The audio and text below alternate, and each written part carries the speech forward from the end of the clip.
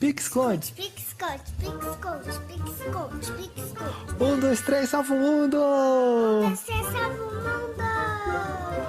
Pique-esconde, pique-esconde, pique-esconde. Pique-esconde. Senhoras e senhores, põe a mão no chão. Senhoras e senhores, pule de um pé só. Senhoras e senhores, dê uma rodadinha. E venha para o Pique-esconde. Sejam muito bem-vindos e bem-vindas ao nosso podcast fantástico. Para quem gosta de criança, é criança como eu, Sérgio Defúrio, meu querido companheiro de jornada, Diego Laco Moreno. Beleza, meu querido? Tudo em paz? Bom dia, boa tarde, boa noite a vocês que nos escutam. E hoje, Zé, nós estamos internacionais. Oh my Então, God! sim, Oh my God! nós estamos internacionais. Então tem gente em fuso horário. Então vou mandar um good morning, good night, good evening. Falei no final porque eu não lembrava boa tarde em inglês. E aí a gente faz assim. Good evening, também é fim de dia. Para vocês aí, porque é tão internacional. É tão internacional, porque se eu tivesse que falar hoje, porque para vocês terem uma ideia, hoje, semana passada, nós falamos com o sensei Carlos Almeida sobre o jiu-jitsu, falamos lá das ilhas de Okinawa, no Japão, falamos de todo aquele arquipélago. E agora a gente vai dar um pulo, vai dar um voo para outro lugar que eu não sei nem representar e falar, mas só dou uma dica, tem a ver com hieróglifos. E se vocês não sabem o que é um hieróglifo, e vocês vão saber já já. Mas permita-me, vou apresentar agora para vocês a nossa convidada de hoje. Então, olha só, hein?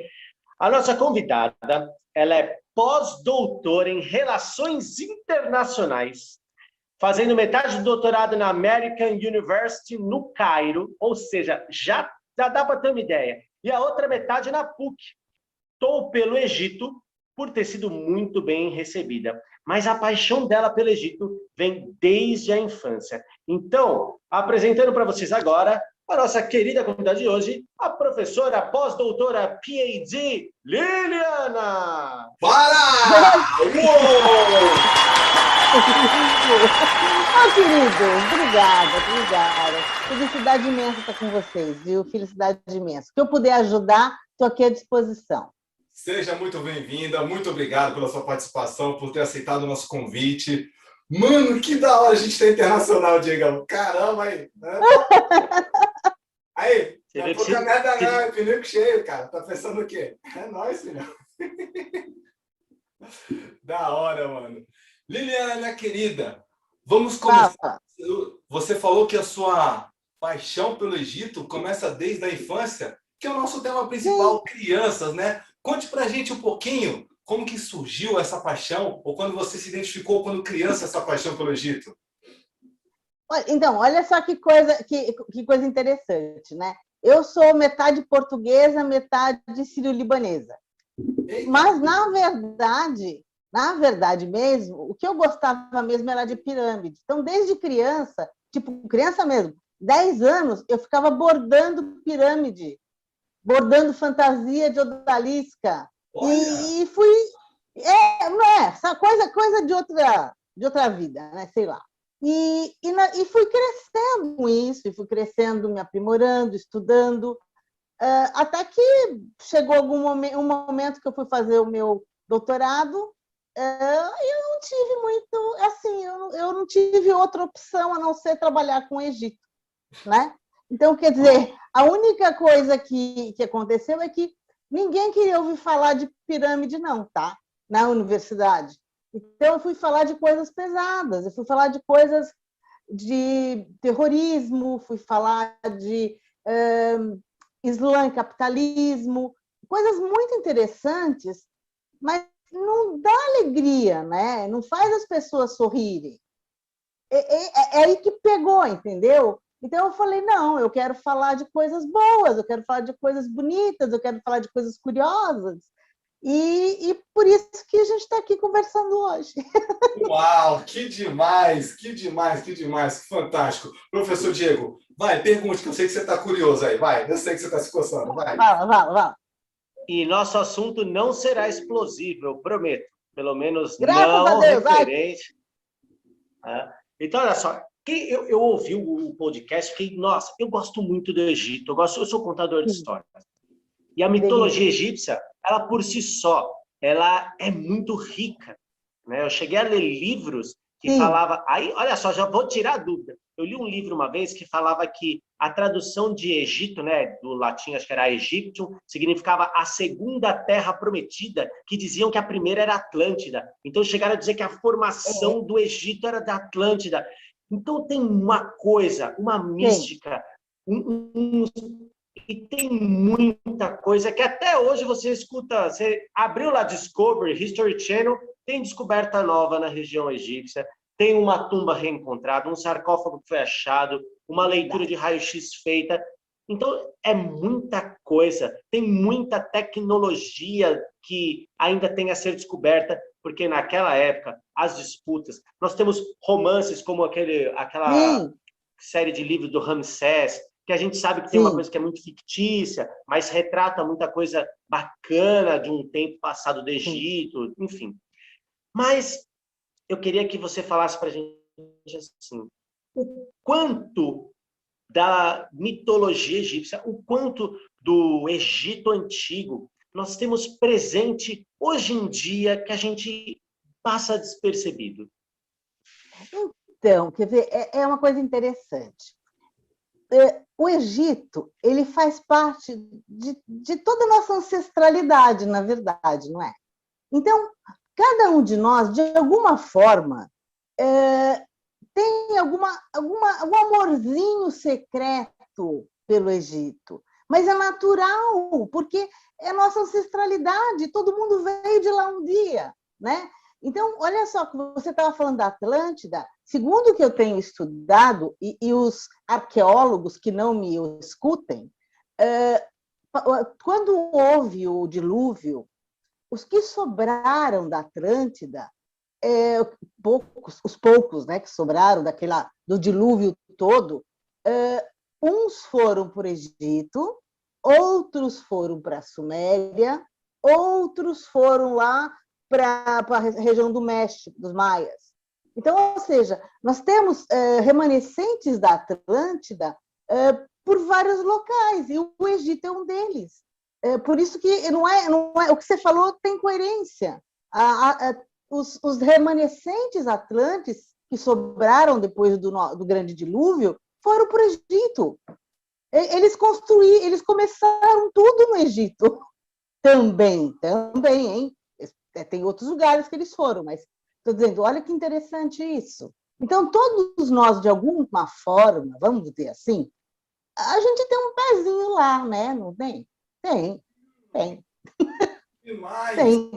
Nossa, e agora eu lembrei, você falou disso, eu me lembrei de toda essa história, que eu tinha lido um pouquinho disso no livro chamado Meus Enigmas Favoritos, porque, assim como o Diego, a história do Egito sempre me fascinou, assim como de civilizações antigas. É um livro chamado Meus Enigmas Favoritos, do J.J. Benítez. Para quem está escutando, né, e ele fala justamente sobre esse cruzamento dessas civilizações, tudo bonitinho, e quem não conhece o J.J. Benítez, ele escreveu a série Operação Cavalo de Troia, né, que foi muito aclamada, foi divulgada, né? Mas ele destinava muitos livros dele estudando sobre civilizações antigas, e nesse caso do Egito ele falou muito nesse livro. E conta justamente um pouquinho dessa história. Que demais, hein? Sensacional. Sensacional isso, né? Interessante. Agora, os arqueólogos que não nos ouçam, porque, assim, é diferente você, por exemplo, conversar com um arqueólogo, tá? 100% científico, e você conversar com uma pessoa, por exemplo, como eu, que já ultrapassou isso. Eu já quero ir além disso tudo, entendeu? Então, quando você ouve meus podcasts, você pode perceber que eu seguro a onda. Eu falo o que a arqueologia fala, mas eu também dou os meus pitacos, entendeu? Eu também jogo os meus estudos. Tá certa. Cada um faz o seu. Afinal, a intenção do podcast é passar a sua visão para conectar pessoas que pensam como você, que vão além da ciência. É uma questão da visão pessoal. Porque é isso mesmo, a ciência ela tem como papel estudar e provar, criar hipóteses e comprovar aquilo. E a gente sabe que existem certas limitações, ainda mais quando você tem que fazer comprovações a partir de rochas, de pedaços de coisas, de estudos antigos. E quem gosta do lado holístico, no sentido literal da palavra, que engloba tudo, é muita coisa que tem lá. E nós não temos ainda tecnologia suficiente, ciência ainda, que ainda tem muito a caminhar para comprovar muitas coisas. E nosso cérebro, a gente sempre fala que ele tem uma necessidade de acreditar em algo do que não ter resposta. Então, quando a gente crê em algo, aquilo nos satisfaz e é bom. E você esteve lá no Egito, em regiões que agora vem uma pergunta de um lado holístico, energético, vibracional, que é o quê? Estar em um local de muita história, de batalhas, de disputas, de grandes reis, de grandes faraós. Arrepia, não arrepia? Cara, eu vou para o Egito desde 2003. Foi quando eu fui pela primeira vez, foi em 2003. Eu nunca mais parei de ir. Eu só parei de ir por causa da pandemia. Agora, né? Mas eu nunca mais parei de ir anualmente. E todas as vezes, eu vou lhe dizer que todas as vezes que eu olho aquelas pirâmides, meu olho enche de água e arrepia. Uau. Eu vou lhe dizer, todas as vezes, todas. Se eu arrepiei daqui só de falar, imagina estando lá. Dizem até, cara, já que a gente está indo para esse... Pode falar. Como a gente está indo para um lado mais assim, místico, até eu gosto muito. Porque imagina, o mundo do Era Uma Vez é um mundo fantástico. E o mundo místico, ele é tão fantástico quando eles se cruzam muito. Tem lendas, né? Aí eu não sabe se o quanto é ou não, de que as pirâmides, que nem eu ouvi no seu podcast, que eram as escolas, Hathor e tal, tem cada local maravilhosa. Um ensino diferente. A história das escolas, eu sou apaixonada. Não, e eu ouvindo, eu fiquei assim, nossa, as escolas. Então, imaginar a questão de trabalhar. Porque existia muito assim, a gente tem uma superficialidade no ensino, que é o quê? Bom, você tem as castas, que tem os ensinos, então sacerdotes era sacerdote, faraó era faraó, e povo é povo. Mais ou menos hoje em dia continua assim, mas enfim. Aí, quando eu escutei na escola você falando assim, que existia o livre-arbítrio de seguir no sacerdócio ou não, então isso já muda tudo. Eu ter o livre-arbítrio do ensinar e permitir que todos tenham acesso ao conhecimento. Sim. E aí eu lembro que, acho que não sei em qual dos episódios você fala, que eles chegar um momento que aquele que vê que é possível dominar com o conhecimento limita o acesso, ali começa a se tornar, criar seitas, né? Limitar o conhecimento ao povo. E aí eu vou aproveitar e fazer uma pergunta, trazer, porque nosso podcast trabalha com crianças, a gente tem um foco com os pais, crianças. Como que era essa relação da criança no Egito Antigo, com todos vivendo esse mundo fantástico do Egito Antigo?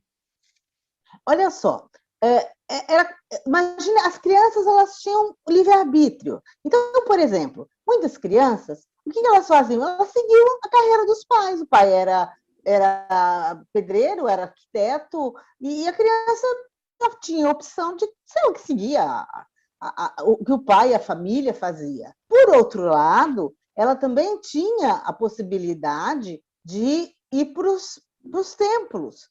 E lá, a tendência dos templos, além da educação normal, era que um dia ele ou ela se tornasse um sacerdote ou uma sacerdotisa, ou mesmo fosse professor lá dentro. Então, mas olha só, para você entrar num nível sacerdotal, não era para qualquer um. Entende?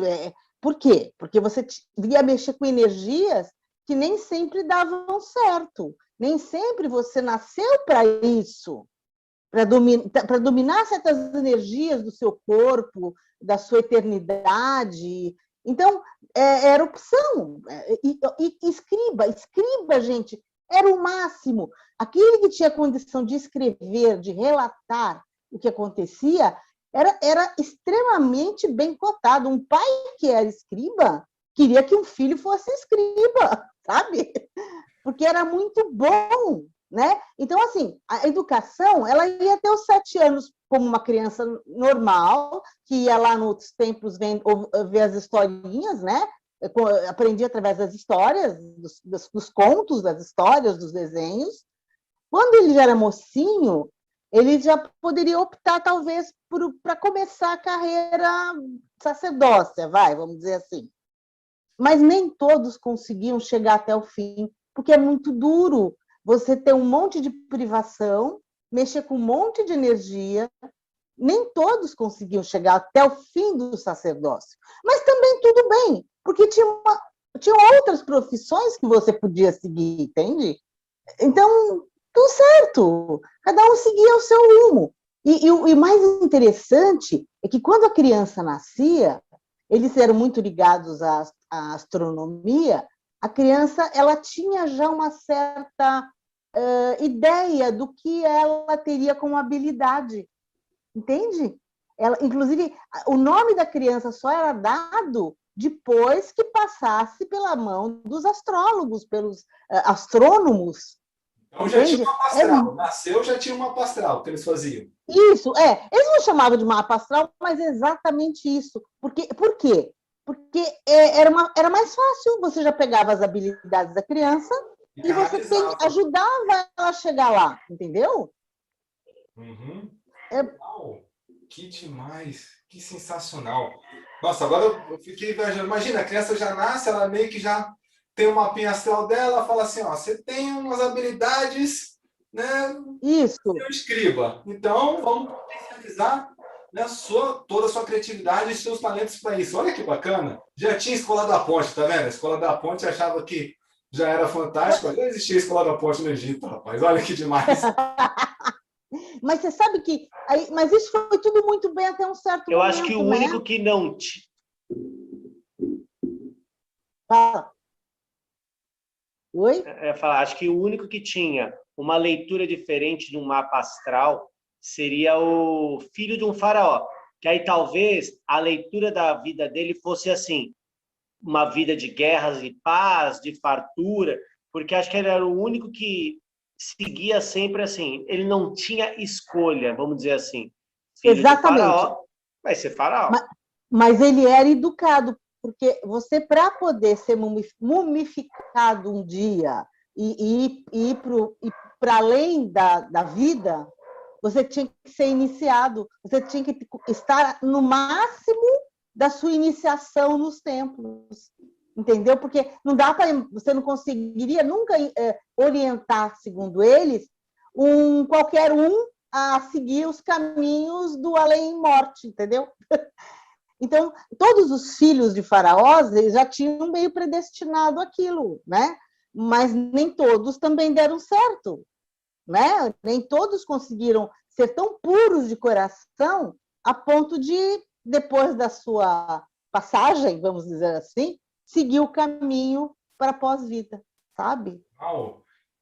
Que é, por acaso, regido pelo deus dos mortos, Osíris, que tem a história, para mim, das poucas histórias que eu conheço da mitologia egípcia, uma das que eu mais gosto é a história, né, de Jeb-Nut, que tem os filhos, né? Então você tem Ísis, Osíris e Sete. Ísis e Osíris sempre apaixonados, se casam. Sete vai cuidar lá do deserto, fica bravo com o irmão, tá sempre pé da vida, quer dominar aquela coisa toda. Encurtando a história, basicamente, ela é assim. Aí ele fica bravo, faz uma pegadinha com o irmão, constrói um caixão numa festa e fala: Osíris, quero ver se você cabe aqui. Osíris entra, ele tampa e joga no Nilo, domina o lugar, Osíris morre. Aí a Ísis vai atrás, aquela coisa toda, ela acha ele, traz de volta. Aí o Sete fala: nem a pau, fatia ele em 14 pedaços e espalha. Ísis vai atrás e acha 13 pedaços. O falo não é encontrado. Não. E sem um pedaço, Osíris não volta à vida. Mas, aí vem a parte que tem as diversidades, que fala assim, que eles põem um falo de ouro E aí eles conseguem trazer Osíris não para a vida, mas ele vira o deus dos mortos, né? Sim, do submundo, isso. Ísis copula com ele. Isso. E aí, ao copular com ele, naquela situação, vem o filho Horus, que é que a gente conhece, que tem o olho de Horus e tal. E Horus já cresce buscando vingança, querendo se vingar do tio, que está fazendo a desgraça no Egito. Horus fica com a mãe dele, protegido pela deusa, que é representada por um escorpião, que protege eles vão crescendo e tal. E quando Horus tem idade, fala, agora eu vou pro pau. E aí ele, Sete, várias batalhas, e sempre alguém é mutilado, acontece alguma coisa. Numa das batalhas, Horus perde um olho. Perde o olho, isso mesmo. E numa outra batalha, Sete é castrado. Ou seja, eles têm uma questão com um falo interessante, como várias mitologias. Moral da história, no quebra-pau e tal, Horus, não, Sete é enganado por Ísis, porque Ísis aparece metamorficamente como outra pessoa, e começa a falar o que aconteceria, se acontece, e começa a contar a história do Sete. E no final, Sete fala, ele merece ser morto. Ísis se transforma, então fala, então agora você vai pagar pelos seus crimes. Uau. Aí, basicamente, resumindo muito a história, muito mesmo, porque essa história é muito cheia de ação e aventura. E aí vem as místicas, o olho de Horus. É um mito. Então, olha, meu próximo podcast vai falar sobre o olho de Horus, viu? Eita, aí sim, hein? É o próximo. Estaremos lá. Contra mal-olhado. E alguns dizem que o olho de Horus representa a lua, o outro representa o sol. Tem, inclusive... A pineal. A nossa glândula pineal aqui. A mãe da criatividade. E até tem gente que falava que não podia pôr o termômetro na testa, porque senão ia derreter a glândula pineal. É meio exagero isso, mas... A gente vai... mas aqui, realmente... Voltando para a mitologia, aí tem a constelação de Órion, que tem relação também. Alguns falam que as pirâmides ela é a posição invertida da constelação. Inclusive, as pirâmides maias também têm uma relação com a estrela. Então, a gente indo para astrologia, para astronomia, que é diferente de astrologia. Na astronomia, eu acho que maias e egípcios ainda são imbatíveis nesse conhecimento estelar. E como que a gente pode relacionar? Porque, assim, o que dessa parte astronômica ou do legado do Egito Antigo a gente carrega até hoje, que a gente fala assim, puxa vida, é um ensinamento trazido de lá?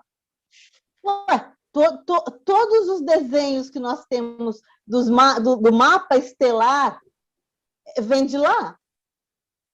Todos os desenhos, a estrela de Órion, as nossas Três Marias brasileiras, né? As Três Marias, todos esses grandes, as grandes constelações do céu, eles já tinham isso desenhado. Que demais. Eles já tinham isso. Isso aqui é evolução, isso aqui é desenvolvimento. Que demais. E essa relação, esse desenvolvimento era passado para as crianças? Como que era essa relação com as crianças? Os pais com as crianças? Eles desde pequenos já tinham esse conhecimento das estrelas? Tinham. Eles tinham. Como é que era? Tinham tudo. Eles tinham, fazia parte do currículo deles a astronomia. Eles sabiam de tudo isso.